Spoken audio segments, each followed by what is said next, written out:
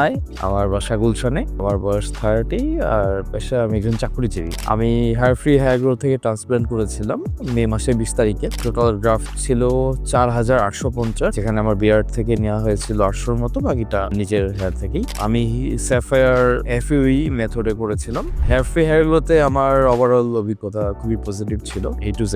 ডক্টররা খুব কেয়ারফুলি আমাকে ট্রান্সপ্লান্টের জন্য আগে থেকে সবকিছু ইনস্ট্রাকশন দিয়ে রেখেছিল, এবং মানে জাস্ট এখানে পেইন বলতে অ্যানেস্থেশিয়া দেওয়ার সময় যে পেইনটা থাকে সেটাই, এছাড়া কোনো হোল প্রসেসে কোনো পেইন নেই। ওনারা সবকিছু আগে থেকে ইনফর্ম করে রাখে, তো সেক্ষেত্রে হচ্ছে গিয়ে মানে আমাদের যে এক্সপেকটেশনটা থাকে অনেক বেশি পেইন হবে, সেটার তুলনায় মানে পেইন নেই বলতে কিছুই নেই। ট্রান্সপ্লান্টে টোটালি সাকসেস ছিল, 2 দিনে করা হয়েছিল 2 সেশনে। ট্রান্সপ্লান্ট করার পরে প্রতি 15 ডেজে আমাদের হেয়ার ফ্রি হেয়ার গ্রো থেকে কল করে ইনফরমেশন নেওয়া হয়েছিল যে ঠিকভাবে সবকিছু হচ্ছে নাকি, কোনো প্রবলেম আছে নাকি, বা প্রবলেম হলে কনসাল্ট করার জন্য সবকিছু। যদিও কোনো প্রবলেম আমি ফেস করিনি, তাও ওরা সবকিছু সময় মতো কেয়ার করতো।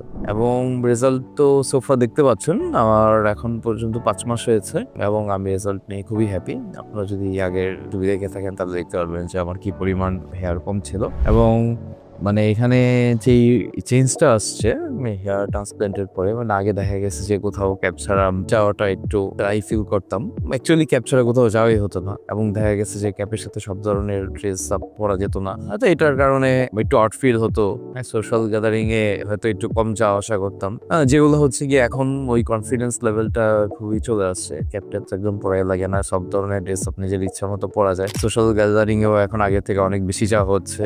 আগে যেসব অকওয়ার্ড কোশ্চেনের সামনে পড়তে হতো ওরকম কিছু প্রবলেম এখন আর ফেস করা লাগে না। উল্টো সবাই রেজাল্ট দেখে খুব খুশি, ওরা জিজ্ঞেস করে কোথা থেকে আমি আমার ট্রান্সপ্লান্ট করিয়েছিলাম। আমি এখন পর্যন্ত PRP নিয়েছি টোটাল 4টা, এবং দেখতে পাচ্ছেন সোফার আমার রেজাল্ট পজিটিভ আছে, আমিও স্যাটিসফাইড, এবং রেজাল্ট আরো আসা বাকি।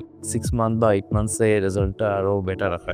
সো আপনারা যারা চিন্তা করতেছেন যে কোথায় হেয়ার ট্রান্সপ্লান্ট করবেন বাংলাদেশের মধ্যে, সেক্ষেত্রে এখানে চুজ করতে পারেন, কারণ এখানে যেহেতু দেশে থেকে এটা করে ফেলতে পারেন, খুবই ভালো হবে। এবং ডাক্তার যেহেতু সবসময় আসে, হ্যাঁ, মান্থলি ফলো আপও করতে পারবেন, কোনো প্রবলেম নেই। হ্যাঁ, থ্যাংক ইউ।